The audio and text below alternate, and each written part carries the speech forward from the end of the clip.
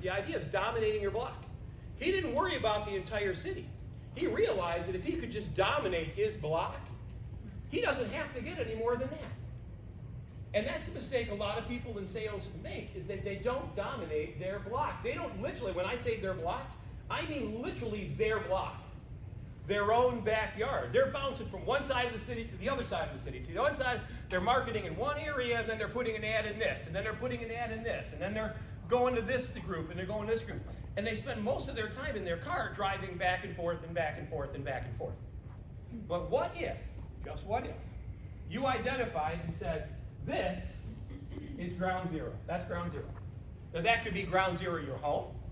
That could be ground zero your office.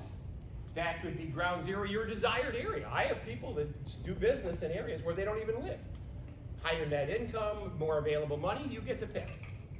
But I said, well, imagine hypothetically, you just took that ground zero and you went 2 miles to the east, you went 2 miles to the west, you went 2 miles north, and you went 2 miles south. This is micro marketing. The idea that you could make more money than you could possibly imagine in your own backyard if you vacuumed up all of the opportunities there. And John and I were doing a conference call, and I think John, hit it on the head. How did you say it, John? People are like going to Phoenix and nobody knows them here. Was that? Yeah. Yeah. Can you expand upon that just for a second while I grab a coffee? Sure, be happy to.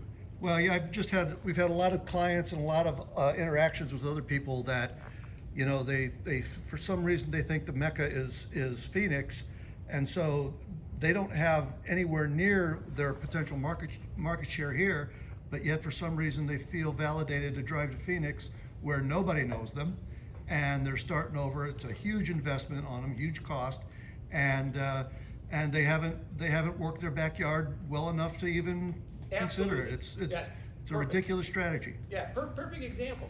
So the ultimately idea of the micro marketing is if you vacuum up all the opportunities that are in your own backyard. Here's the first thing: you're not going to be driving all over town, because you're going to get your business at the area you focus. If you focus a mile away from where you live, that's where you market, you advertise, you put out your flyers, promotional materials, you go to the events. There's a very good chance that what's going to happen? You're going to generate business in that area. So if you want to be able to maximize your opportunities and your interactions, you want to do it on a micro level. And when I say micro marketing, that could just as easily be a church. A lot of people are involved in churches that have church organizations, networking groups.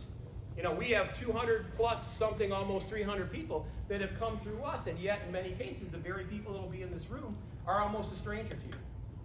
So the idea is ultimately focusing in on a micro market area. Here's some of the areas I want you to focus in on. So we've determined now that we're going to be going essentially 2 miles, 2 miles, 2 miles, 2 miles. You're never more than 4 miles from one side to the other. Now, what kinds of things would likely be in that area? Now, don't look specifically for your industry, but what types of things historically are going to be in that 2 mile by 2 mile by 2 mile radius? Different businesses.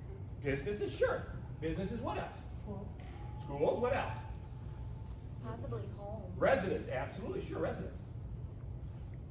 Churches? Gas Churches, right? Nonprofits, what was that? Gas stations. Gas stations, sure. Community centers. Right? Community centers, right. So there'll be some kind of governmental type of thing. So there's a governmental type of thing. There's residential, there's gas, certainly there's business.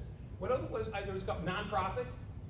So there might be other things, maybe strip centers where they're going to be like a retail kind of a business. I'm going to write strip retail. And how many do you think in a normal 2 mile by 2 mile area there might be of those businesses? Hundreds? Probably. And probably, probably twice as much in that. See, the mistake a lot of people see in a challenging market, now use this as an example because I think that'll be very helpful. In a challenging market, you hear this all the time, right? I work with a lot of real estate agents, and right now, because of all the upheaval in real estate agency, they're like, nobody's buying.